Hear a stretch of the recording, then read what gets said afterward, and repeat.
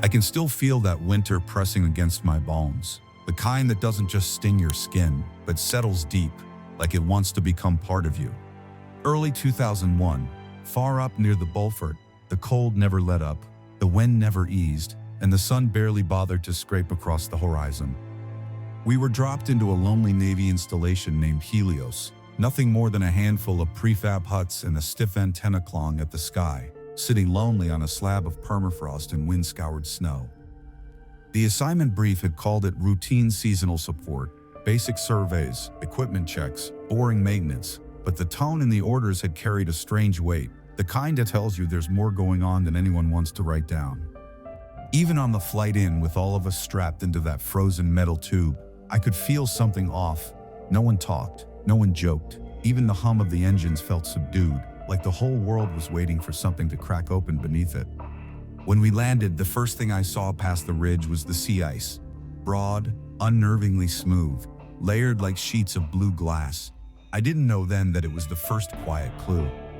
Lieutenant Commander Erin Ward met us the moment boots hit snow, her eyes sharp enough to cut through the cold. She wasn't the type to waste words. Her entire welcome boiled down to a clipped warning about weather, discipline, and not asking her to repeat herself. Standing beside her was Dr. Leon Hale, the glaciologist, a thin, jittery man whose fascination with ice ran deeper than seemed sane. He looked past us most of the time, staring toward the shelf like he expected it to rise up and speak directly to him. Dr. Arya Kovac introduced herself next, quick-witted, skeptical, already irritated that she'd been dragged into the Arctic for something no one would fully explain. Even in goggles and frost-crusted gear, she somehow managed to look like she was dissecting the entire situation and finding all of it suspicious. Torres, my closest friend on that ice, said nothing at first, rubbing his hands to chase warmth into them. He always joked to diffuse tension, but the instant the first gust slapped against us, his humor shut off like a switch. Wyatt, our corpsman, stayed upbeat in a calm, steady way, the kind of smile that belongs to someone who knows exactly how fast cold can kill and carries every bandage like his life depends on it. Behind them, the tech crew mumbled their greetings and almost immediately buried themselves in the radar equipment. A pair of recon divers rounded out the team, both silent, both wearing the look of guys who had been reassigned without warning. Ward wasted no time pulling us through camp, pointing to the snowcrawler, the drill area, the communications tent, the emergency beacon, her voice never softening, never slowing. The whole place groaned in the wind like an old ship straining against a storm. And every time Hale brought up the satellite anomalies, the dense formation deep beneath the ice, Ward shut him down with the same flat response. Command wants confirmation, that's all. But she was hiding something. You learn to read people out here, where silence is constant and lies wash up colder than the snow. Her jaw clamped just a little too tight every time Hale pressed for details. Something was wrong before we even started working. Our first days slipped by in a repetitive grind. Wait before the light, gear checks, ice readings, shoreline walks, radar sweeps humming nonstop. The air smelled like diesel and metallic frost. The cold gnawed at fingertips and faces, and the wind dragged white sheets across the horizon until the whole world blurred. Kovac cataloged scraps of frozen marine life while grumbling that nothing alive would dare come near this place. Torres and I reinforced anchors, checked ropes, and double-checked them again. Something about the air here felt brittle, as if one wrong pull might shatter the ground itself. Nights were the worst. The generator's thrum filled the camp. The tent snapped against the gusts, and underneath it all, there was a silence that felt deliberate, not peaceful, not natural, like the world was waiting for us to leave, or waiting for something else to arrive. On the fourth day, Hale began lingering at the north edge of the shelf, staring at the radar returns with growing concern. He muttered about the formations being too dense, too uniform, the kind of structure ice didn't form on its own. He said the mass beneath us felt sealed, solid in a way that made no geological sense. Kovac pushed him for answers, but he could only circle around the same idea. Something down there wasn't behaving like natural ice. Ward looked irritated every time he spoke. She wasn't confused, she was withholding information. When we drilled a preliminary bore near the flag zone, expecting nothing more than routine stratification. The ice came back too clean. No fractures, no debris, no sediment drift. Just smooth, ancient ice layer after ancient ice layer. CO.AG's frustration grew fast. Why bring a marine biologist to a desert of frozen water? Why choose the harshest early winter window for a mission that could have waited? Why did some of our equipment look repurposed from older expeditions no one had mentioned? Ward cut her off with a sharp reminder about chain of command, but the doubt hung between us like a fog. By the end of that first week, everything in Helios felt too perfect. No power failures, no unexpected storms, no equipment malfunctions. It was as if the land itself was holding its breath. Sometimes at night, if you stood still long enough, you could feel a faint tremor beneath your boots, too soft to be tectonic, too rhythmic to be coincidence. The kind of vibration that travels through Earth when something enormous shifts far below. I mentioned it to Torres. He shrugged and said it was probably just the wind. But I knew the wind, and that wasn't it. Something under that ancient ice was stirring, and we were already standing too close. We just didn't know it yet. Torres tried to brush off the faint tremors as nothing more than shifting air, but the uneasy feeling clung to me long after his shrug faded into the wind. And looking back now, I realized those early vibrations were the first quiet warnings, soft knocks from something buried too deep for us to grasp. The moment things truly began to slip off the rails came on what should have been a simple recon sweep. Torres and I took one of the sleds past the marked boundary while Hale stayed back on radio duty, his voice crackling through static every few minutes as he tracked our route. The sky hung in that dull gray band that never quite became daylight, and the cold pressed low across the ground like an animal stalking along our heels. We weren't expecting anything except the usual blown-over ridges and uneven patches of ice. But a mile or so out, Torres slowed the sled, lifted a hand and pointed toward a strange shape poking through a mound of hard-packed snow. We thought it might be abandoned gear tossed far off course by a storm, so we approached cautiously, our boots crunching through crusted frost. The closer we got, the more my breath thinned. This wasn't stray equipment. This was wreckage. Metal poles crushed flat, aluminum supports twisted in unnatural angles, thermal coverings shredded into long, ragged strips that looked violently torn, not weather-worn.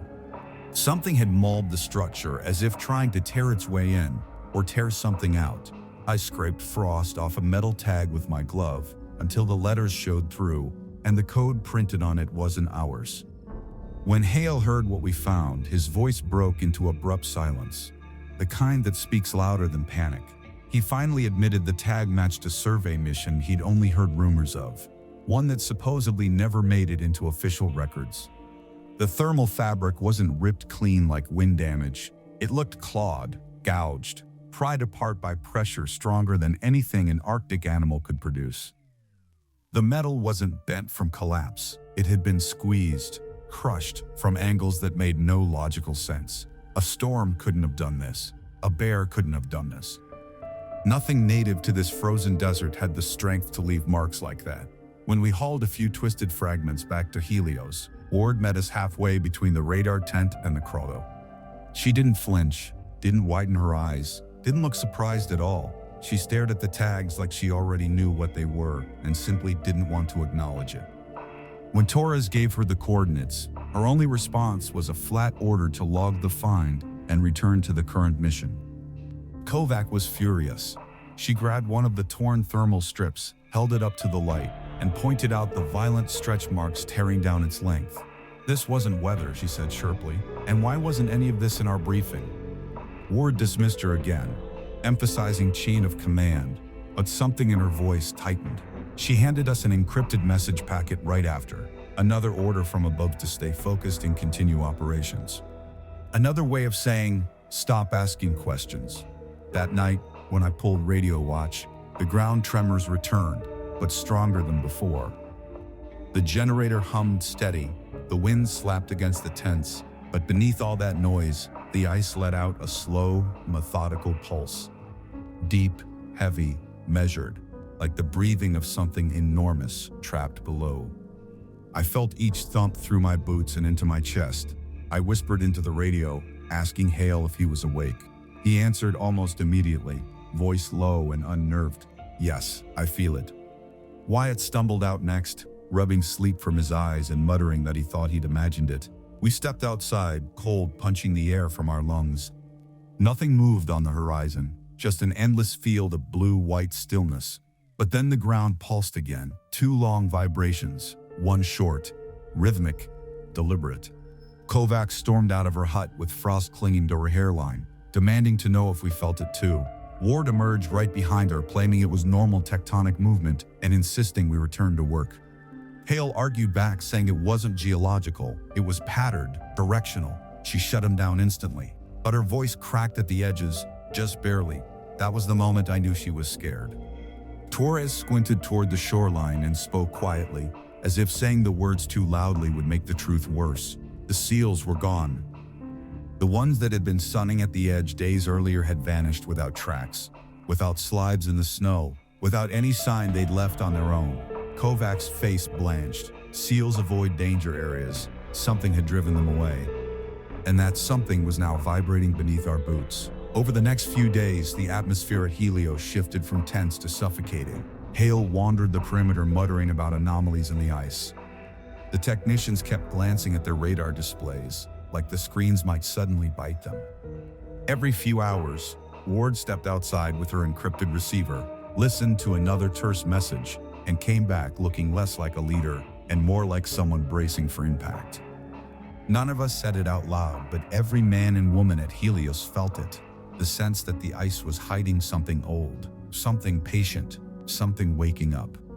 The day the shelf finally fractured started out painfully normal. Gray sky, slicing wind, shoulders stiff from cold. We were dragging scanner equipment toward the flag zone, while Wyatt stayed back prepping a second run. Hale wanted cleaner data readings. Ward insisted everyone stay sharp. But halfway across the shelf, the ground gave a low, resonating groan. Not the faint tremor we'd been feeling at night. This one felt alive, like the ice was warning us. Then the entire world jolted beneath our feet. The shelf bucked hard enough to knock snow loose in sheets. Cracks shot through the ice like lightning spreading under glass. Ward yelled for us to hold position, but the ground didn't care. A gunshot-loud crack tore through the surface, followed by another, wider, deeper. The ice sagged beneath my boots, sinking by an inch, then 2. A long, hollow moan welled up from below, like the earth itself opening its mouth, right before the shelf tore open. A fissure ripped across the zone in a jagged line wide enough to swallow a vehicle, steam and ancient frost blasting upward in a violent plume. Torres and I hauled the sled back just in time, as one of the scanner cases skidded forward and vanished into the dark. Whatever was moving beneath us had finally stirred hard enough to break the world open. And that was only the beginning of what waited in the hollow below. The shock of seeing the ground split wide open hadn't even settled, when the ice beneath us lurched again, harder this time, as if something deep below had shifted its weight and the entire shelf was struggling to hold together. Torres froze mid-step, eyes wide, and for a moment all any of us could do was listen to the cracking beneath our boots, sharp, jagged sounds that didn't belong in the natural world. Ward snapped into command mode instantly, yelling for us to hold position, but the shelf ignored her order like a living thing determined to tear itself apart. Another blistering crack ripped across the field, snow exploding upward in a white plume before the ground slumped downward. My boots slipped as the surface dipped an inch, then another, and the air filled with a sound like a massive seam of ice tearing open in slow agony. Hale's voice burst through the radio, choked with static and urgency, screaming that seismic readings were spiking off the chart. Then, with a final violent shudder, the entire field split open, a gaping wound swallowing the survey zone. A fissure as wide as a truck roared open beneath us, venting steam and cold vapor from some ancient cavern sealed away for millennia. Torres and I pulled the sled back just in time, but one of the scanner cases slid straight into the abyss, clattering off unseen ice ledges before the sound vanished entirely into darkness. The shelf dipped toward the chasm like the ground was collapsing into an empty lung. Ward radioed Helios, demanding immediate seismic detail, and Hale responded with something that made all of us go still. He said the collapse wasn't natural, that an entire cavity far below had given way. Something massive, destabilizing layers older than recorded history. CO.AG crouched at the edge and shined her headlamp into the void, her breath fogging in the thin air. What she revealed made my stomach twist. We weren't looking at a simple crack. The fissure opened into a colossal chamber beneath the shelf, an ancient, buried cavern carved into slanted layers of frozen time.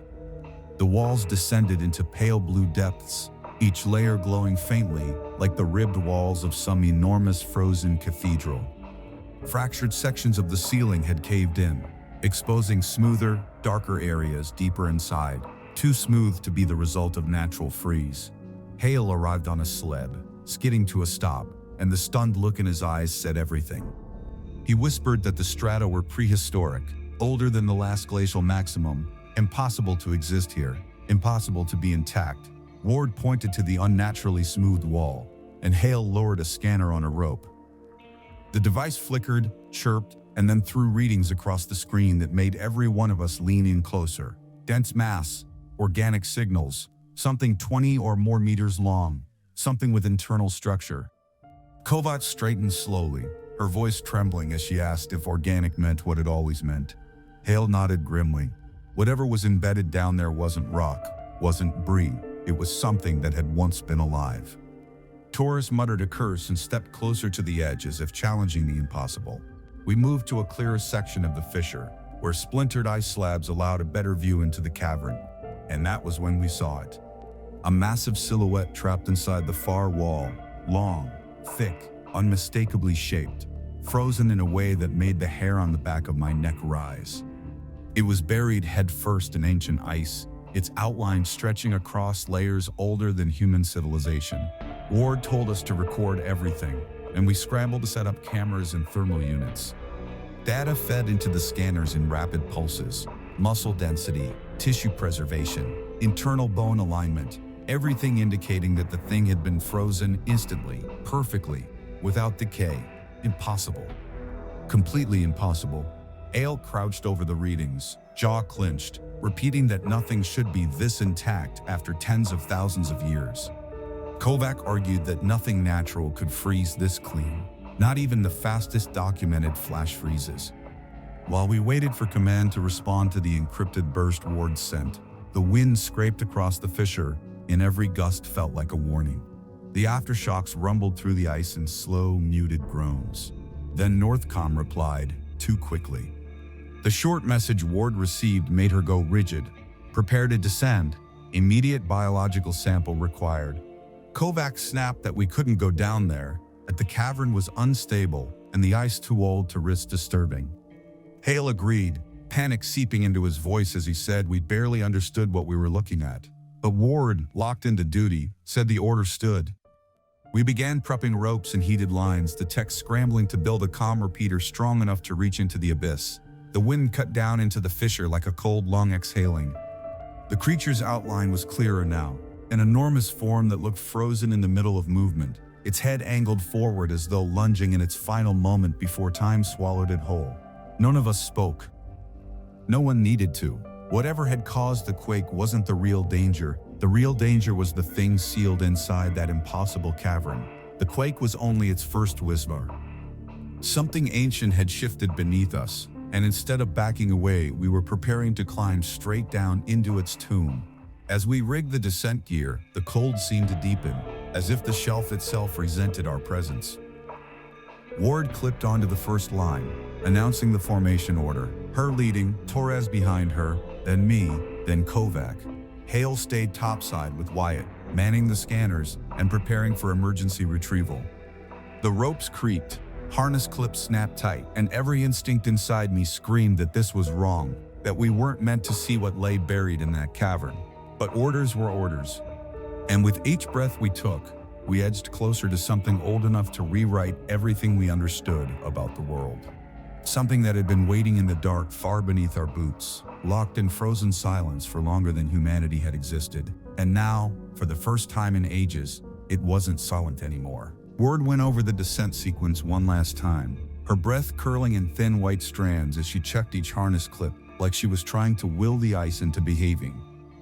Torres adjusted his line beside her, giving me a look that said he didn't trust any of this but understood we had no choice. The fissure yawned beneath us like a mouth carved into the earth, exhaling cold air that felt older than language. Hale stood at the rim with the scanner clutched to his chest, muttering to Wyatt about pressure readings and unstable layers, though it was obvious he didn't want to admit out loud how terrified he actually was. Ward clipped into the rope first and leaned backward as though stepping off into the void was just another day in uniform. "We move fast, we move clean," she said. "No strain from tasking." Her voice echoed down into the cavern, swallowed almost instantly by the ancient dark. Torres went next, boots scraping against ice, a silhouette shrinking down freezing blue walls. I followed, feeling the rope vibrate with every shudder of the cavern. 50 feet down, the colors changed. The ice grew clearer, purer, the layers turning almost glass-like, revealing pockets of trapped air that had been sealed since before humans learned to speak. The deeper we went, the thicker the silence became. Even the wind above faded, replaced by a stillness so absolute it felt alive. Torres looked up at me once, face pale behind his frost mask. "Feels like dropping into a grave," he whispered. He wasn't wrong. When the shaft widened into the cavern, the world opened around us. The ceiling arched high overhead, a cathedral of layered ice shimmering in pale blue gradients. Collapsed slabs lay scattered across the slanted floor, remnants of the earlier quake. And then, dominating the far wall, we saw the creature up close, frozen mid-motion, jaws parted in an eternal lunge, teeth thick and serrated, each one long enough to puncture steel. Its massive fins stretched outward, as if it had been fighting the freeze when time stopped around it. The ice around its head was clearer than polished glass, giving us a perfect view of the monstrous snout, trapped only inches from open air. The tail curled slightly to the side, enormous even in death. Kovac's voice trembled as she whispered, That shouldn't exist." Ward didn't acknowledge her all. "Stay focused," she said. "We collect what we came for." Hale's voice crackled through the radio from above, his tone shaky but determined. "The readings confirm it. Organic tissue, perfect preservation. This thing predates human civilization." Torres stared at the creature's exposed teeth, his breath coming in visible bursts. "Flash freeze," Kovac murmured. "Instant. Nothing freezes this fast naturally." I felt a chill crawl across my spine, not from the cold but from the realization that whatever had frozen this monster had done so before humans ever carved their first tools. Ward pointed to a jagged ridge where the dorsal line of the creature was closest to accessible ice. "There," she said. "That's our core sample site." Torres unpacked the heated drill, hands steady despite the shaking cavern. The moment the drill bit touched the ridge, a plume of steam curled upward, and a low creak echoed through the chamber. Ancient ice didn't like to be disturbed.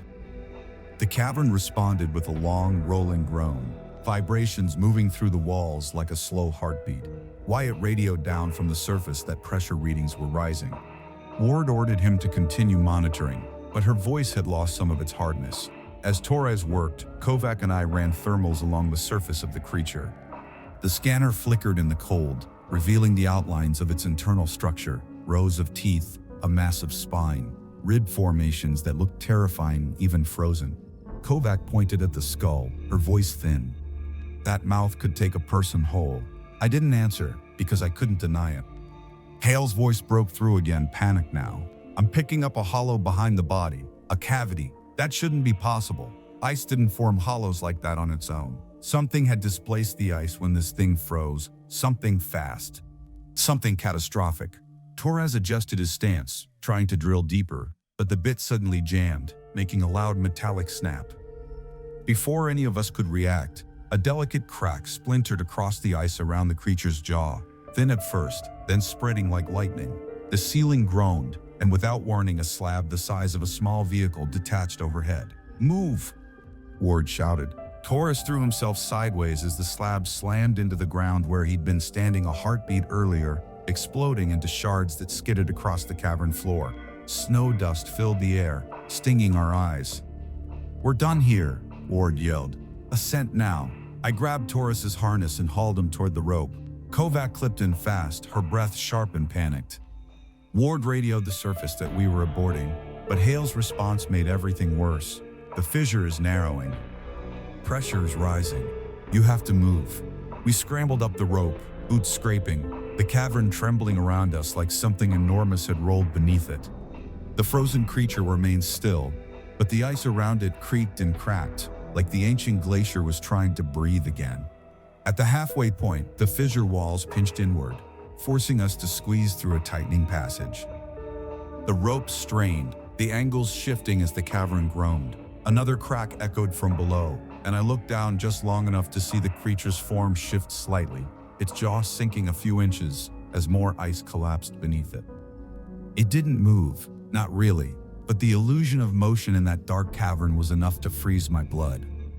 Ward ordered Torres to retrieve the auxiliary drill bit from his pack to free a jammed line, but the cavern shook again, a deep vibration rolling through us all. Kovac looked down, voice cracking, saying something was shifting behind the creature. She wasn't imagining it.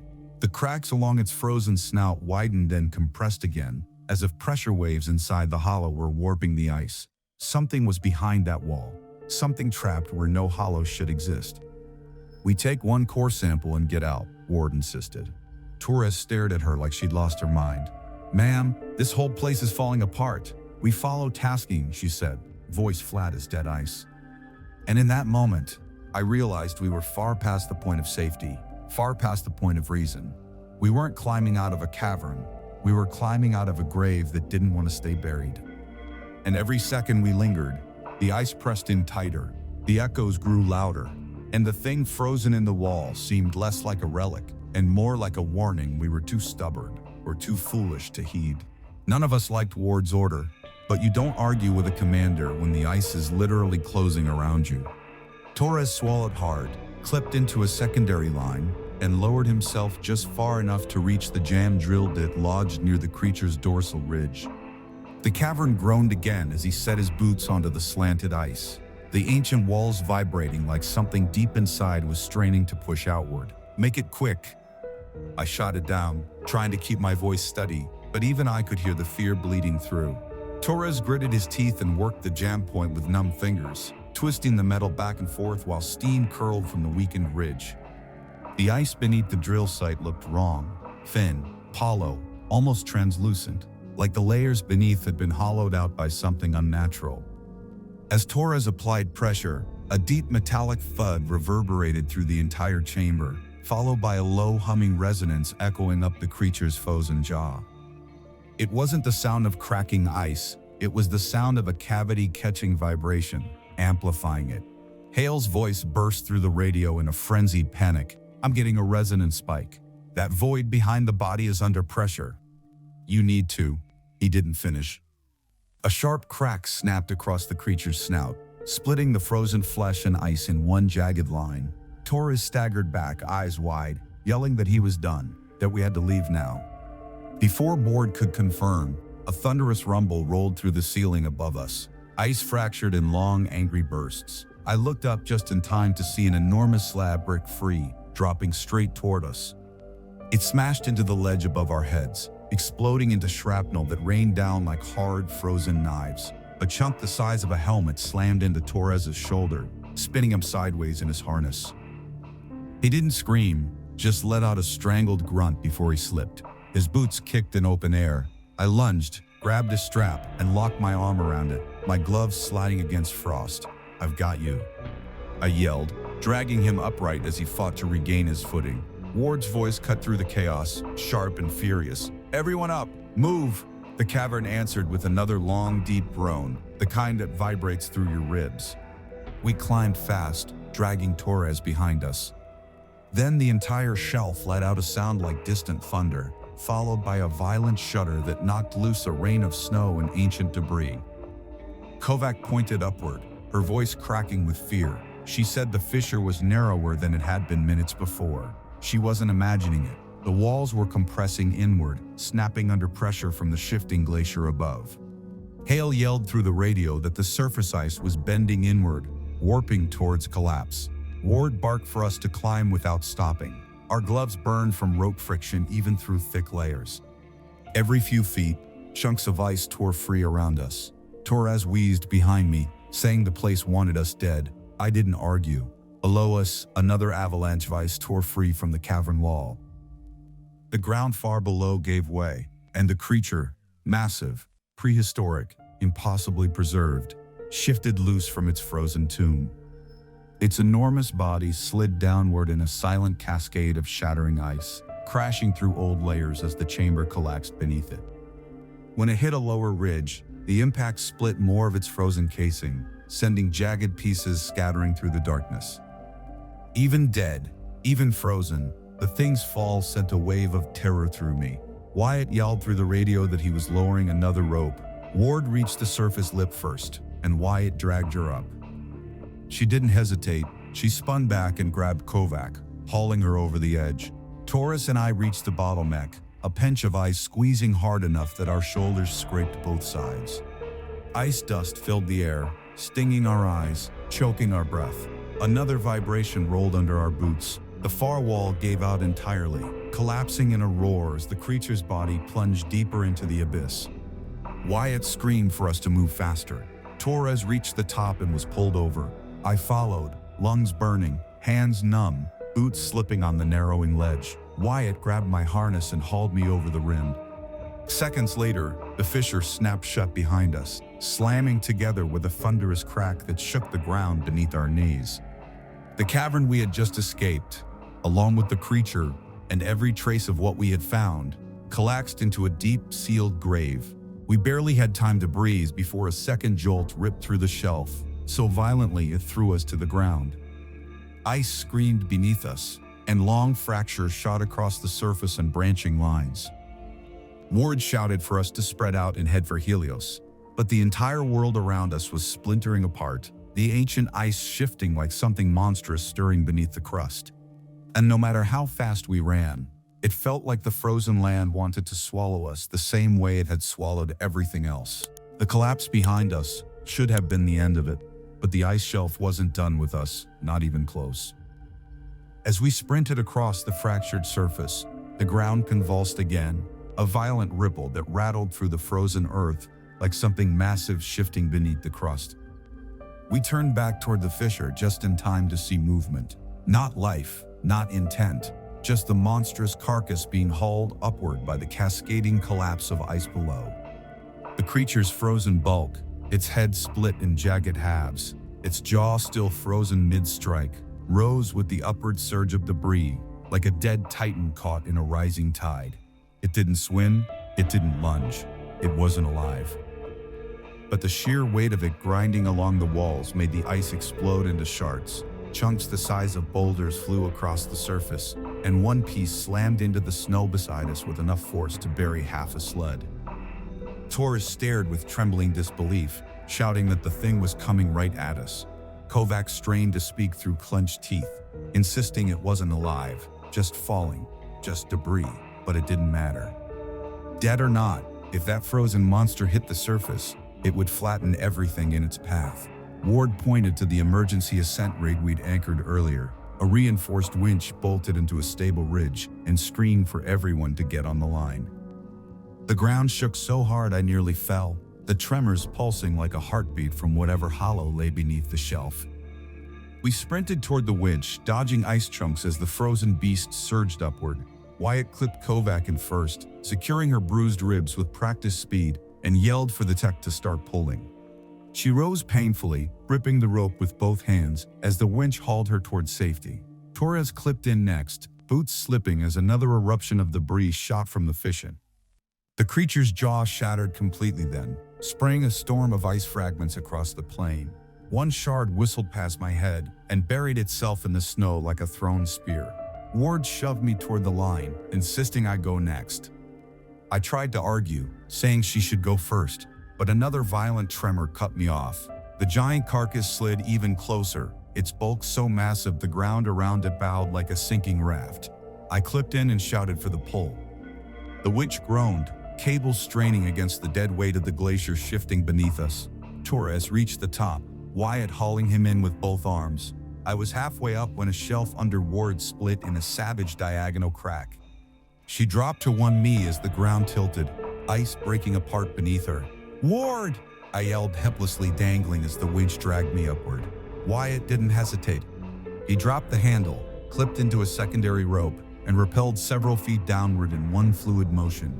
Ward clawed at the crumbling edge, boots slipping as the fracture widened. Wyatt lunged and caught her harness just as the ledge gave way entirely, the void swallowing everything behind her. "Haul!" he screamed. The tech regained a winch and cranked with everything he had. The rope jerked, nearly yanking my arms from their sockets, as all three of us were pulled upward. The creature's frozen bulk slammed against the surface at that exact second, the impact shaking the entire shelf like a bomb had gone off.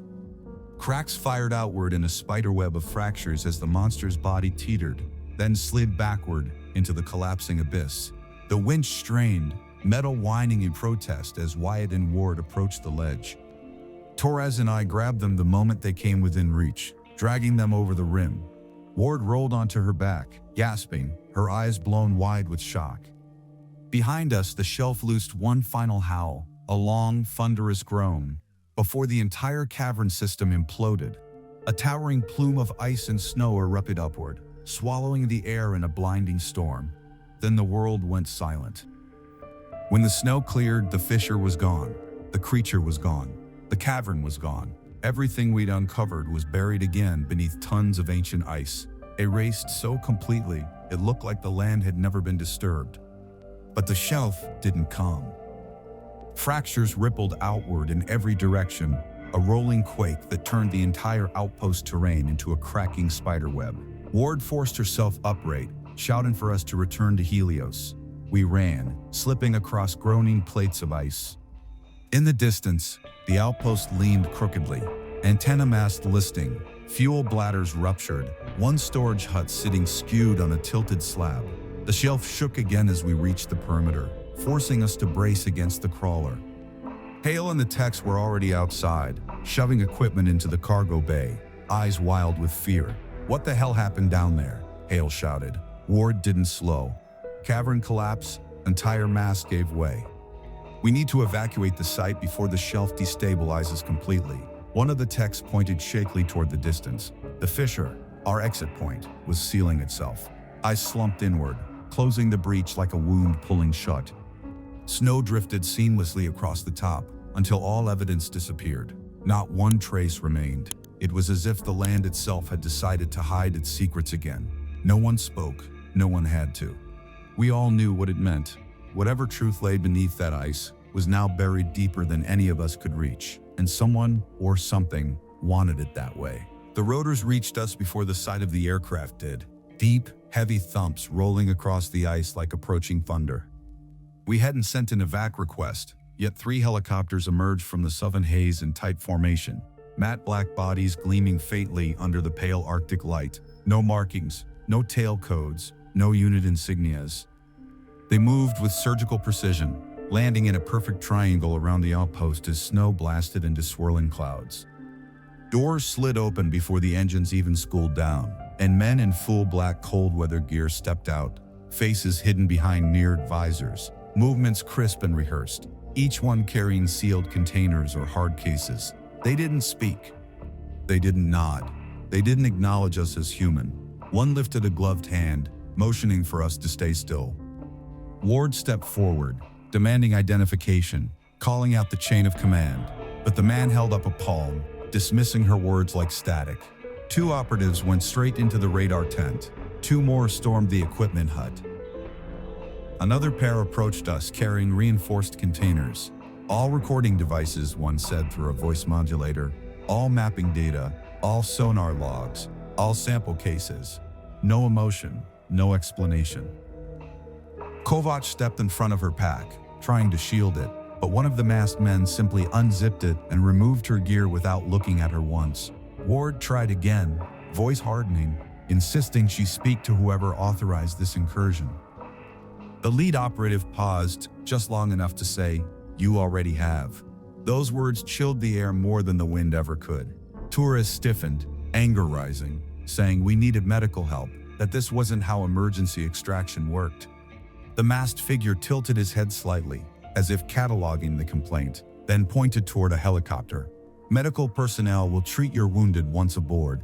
No one remains here." The cleanup moved quickly. They took every drive, map, and device we had touched. Even broken equipment vanished into their cases. When Hale tried to reach for the sonar logs, a guard blocked him with a single step. "Not yours," he said. Then came the part that felt like a final erasure. A taller operative, clearly in charge, approached Ward holding a small tablet. On it was a pre-written report. His voice was cold and deliberate as he read it aloud. There was no creature. There was no cavern. A structural collapse occurred during drilling operations. That is your statement. Ward stared at him with stone-carved silence. "This is not negotiable," he added. CO.AG pushed past me, fury shaking her voice as she argued that they couldn't just bury what we saw, that we had evidence, data, eyewitness accounts. The man cut her off sharply. "You saw ice. You saw collapse. Nothing more." But the way he said nothing made my stomach twist. It wasn't a denial. It was an order. Behind him, the last team finished stripping the outpost. Helios looked gutted. The generator disconnected. Antenna cables ripped out. Equipment huts emptied. Even the drill bit Torres jammed was sealed in a container. In the distance, the fissure we'd escaped had sealed shut entirely, snow smoothing over it until the land looked untouched. Within minutes, the outpost resembled a ghost site, an empty footprint on a slab of white silence, as if we'd never existed. The lead operative pointed toward the helicopters. "Board." No discussion, no choices. We climbed in one by one, the engines roaring as soon as the doors closed. As we lifted away from the ice, I looked down at where the cavern had been. Smooth, undisturbed, a blank sheet of ancient frost, stretching endlessly. The truth buried again, deeper than before. They flew us south without saying a word. Hours passed in that cold metal shell, until we landed at a facility I didn't recognize. Gray concrete, no windows, no insignias. They separated us for debriefs, in stark white rooms where the lights buzzed quietly overhead. The officers wore no name tags. They asked endless variations of the same questions. Described the collapse. Did you see structural abnormalities? Did anyone mention previous survey missions? Not once did they ask about the creature. Not once did they mention the cavern. It was like they were testing us, probing for any deviation from the script we'd been handed. Ward stuck to the official version with cold precision. When they questioned me, they watched every twitch of my face, but I repeated what they demanded. A collapse, a drilling accident, ice displacement, nothing else. We stayed there for days, maybe longer. Time stopped meaning anything. Neil slid under the door. Lights never changed. CO.AG argued until her voice cracked. She insisted she saw a predator older than humanity, frozen clear as day. They repeated the same line every time. You misinterpreted the ice. Stress distorts memory. Hale withdrew into himself, muttering about anomalous freeze events and prehistoric extinction layers. They told him such records didn't exist. Torres flinched every time the vents blew cold air, his hands shaking late into the nights. Wyatt kept trying to calm everyone, but even he looked like someone carrying a wound he couldn't bandage. Eventually, they released us without ceremony. They handed us our bags, forced us to sign thick non-disclosure forms, and gave each of us a sealed envelope. Inside mine was a single sentence: "Do not discuss Operation Helios." After that, we scattered, different assignments, different corners of the world, but the ice never really let any of us go. In quiet moments, I still see that blue-black cavern, still hear the deep groan of ancient layers collapsing, still feel the presence of something vast slipping into the dark. People think the Arctic is empty, they think it's dead. But I've stood above something older than our species, something we were never meant to uncover. And if that thing was buried down there, perfectly preserved, waiting in silence, then what else is sleeping under all that frozen depth, waiting for the wrong crack, the wrong drill, the wrong team to wake it? Whatever the truth is, it's back under the ice now, buried, quiet, and the world has no idea how close it came. Even now, after everything that happened, part of me still hears that groan under the ice, like something down there is waiting for the world to make another mistake. Whatever we saw, whatever we touched, it's buried again.